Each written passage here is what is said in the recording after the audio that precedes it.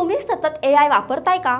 वापरत असाल तर ही रील शेवटपर्यंत नक्की पहा, कारण तुमच्यासाठी एक धोक्याचा इशारा आहे.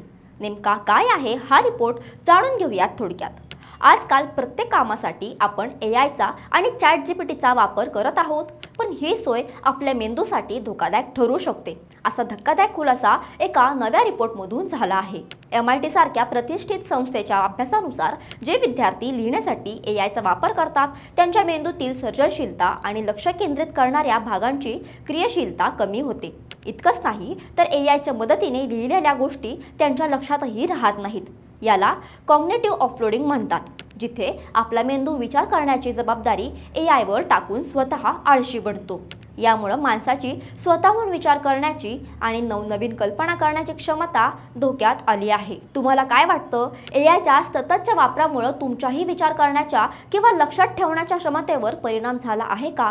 तुमचा अनुभव कमेंटमध्ये नक्की सांगा आणि अशाच महत्त्वाच्या बातम्यांसाठी थोडक्यातला फॉलो करा.